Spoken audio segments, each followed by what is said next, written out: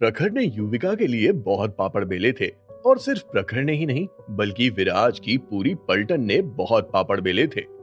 युविका के चक्कर में बहुत पंगे भी हुए और विराज की पलटन को बहुत सारी मुसीबतों से भी गुजरना पड़ा था। उसके बाद प्रखर का इंटरेस्ट जैसे मानो युविका के लिए खत्म ही हो गया था।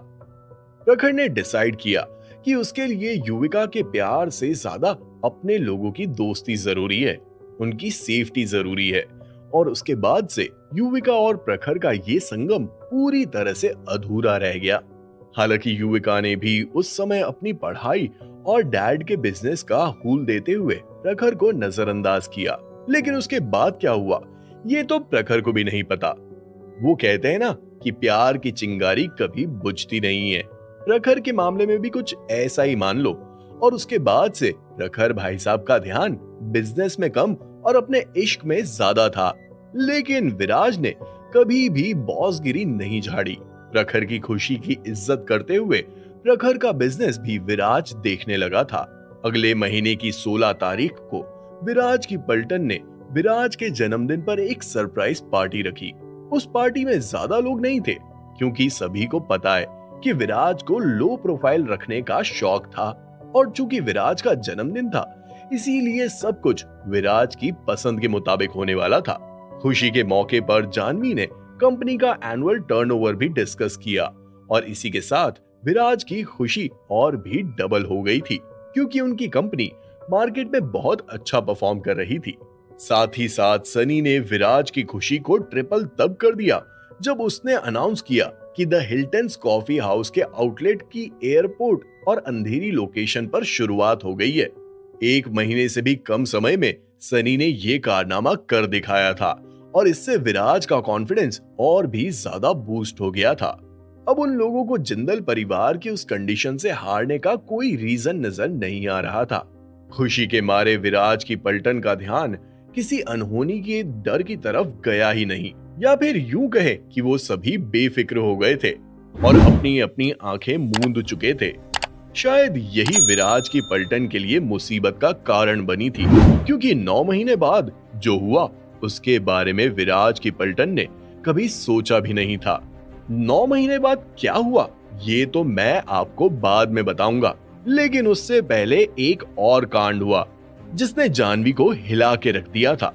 जानवी और विराज के रिश्ते के बारे में जानवी के पेरेंट्स को कुछ नहीं पता था।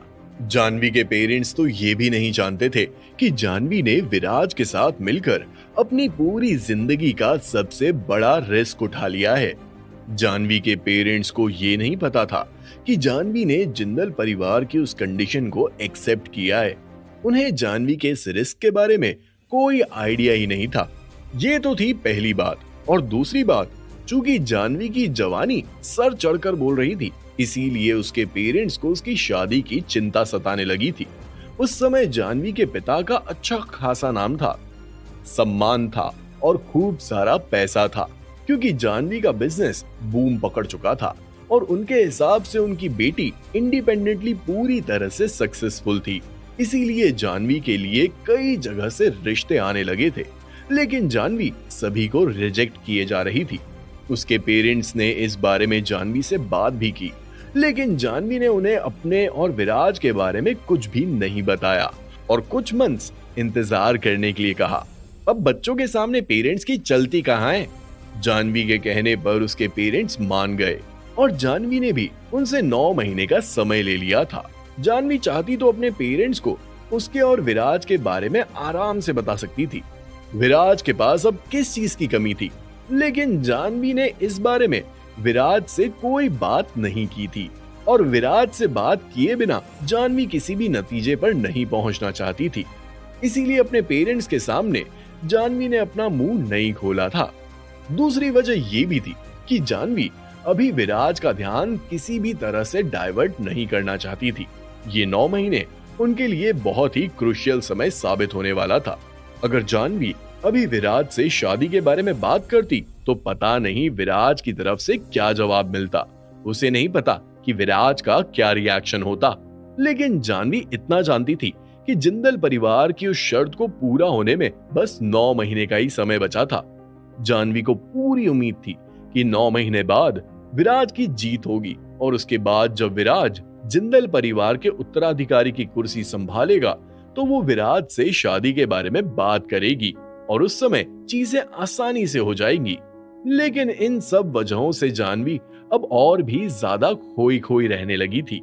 एक तो उसे पहले से ही उस शर्त का और विराज के नए बिजनेस खोलने का स्ट्रेस था और ऊपर से अब जानवी को उसके पेरेंट्स के बार बार शादी के ताने मारने का भी अलग ही सियापा सता रहा था। सिर्फ विराज को ही नहीं बल्कि जानवी की कंपनी में काम कर रहे हर शख्स को ऐसा लगने लगा जैसे जानवी की लाइफ में बहुत कुछ चल रहा है। तरह तरह की बातें उठने लगी और उन रूमर्स से तंग आकर एक दिन विराज ने जानवी को अकेले में पकड़ ही लिया था।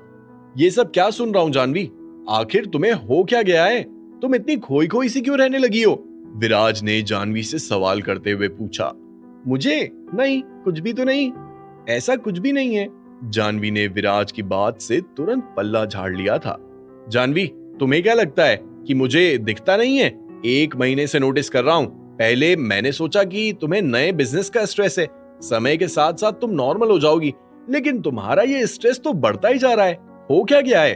द हिल्टन्स कॉफी हाउस की शुरुआती आंकड़े कमाल के हैं, अब तुम्हें किस बात की चिंता हो रही है? विराज के हिसाब से सब कुछ अच्छा चल रहा था, लेकिन जानवी का मूड कई महीनों से खराब था और विराज को समझ नहीं आ रहा था कि जानवी को हुआ क्या है। नहीं विराज, ऐसा कुछ भी नहीं है। हाँ, जैसे जैसे समय नजदीक आ रहा है वैसे वैसे मुझे टेंशन हो रही है, लेकिन मैं उतनी ही एक्साइटेड भी हूँ। मुझे पूरा यकीन है कि जीत हमारी होगी।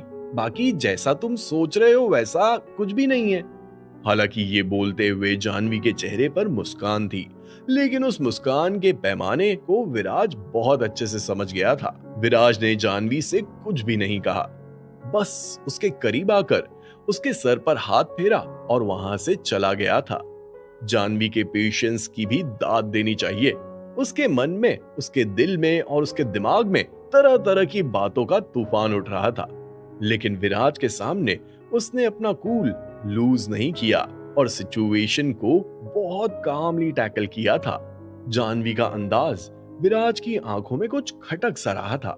गुलमोहर गार्डन जाने के बाद विराज ने बहुत बारीकी से जानवी के बिहेवियर के बारे में सोचा। पिछले 1 से 1.5 महीने में उसने जानवी के बिहेवियर में जो भी चेंजेस नोटिस किए उसके बारे में भी सोचा, लेकिन उसे जानवी की तरफ से कोई शिकायतनामा नजर नहीं आया। कहीं ना कहीं विराज को लगने लगा कि ये सब उसकी वजह से ही हो रहा है। पिछले कई महीनों से विराज जानवी को बिल्कुल भी समय नहीं दे पा रहा था और विराज बहुत अच्छे से जानता था कि जानवी वो लड़की है जो कभी भी सामने से कुछ नहीं कहेगी। इसीलिए विराज ने तय किया कि वो कल जानवी के साथ एक शानदार डिनर डेट पर जाएगा। क्या पता जानवी को इससे अच्छा महसूस हो और विराज का ये आइडिया काम कर जाए। यही सब सोचते हुए विराज ने जानवी को कल शाम 7 बजे द बबल्स रेस्टोरेंट में आने के लिए कह दिया था। जानवी ने विराज से कई बार पूछा कि आखिर ओकेजन क्या है, लेकिन विराज ने जानवी को कुछ नहीं बताया और बस अपनी डिनर डेट को सीक्रेट ही रखा। अगले दिन बर्लिन स्कूल ऑफ बिजनेस में अपनी क्लासेस खत्म करने के बाद विराज मस्त वाला रेडी हुआ और ठीक 7 बजे अपने हाथ में जानवी के लिए बुके लेकर द बबल्स रेस्टोरेंट पहुंच गया था। जानवी पहले से ही उसका इंतजार कर रही थी। जानवी ने पर्पल कलर की बॉडीकॉन ड्रेस पहनी थी और यकीन मानिए वो गजब की कायनात लग रही थी। जानवी को देखते ही विराज को जोर का झटका लग गया था।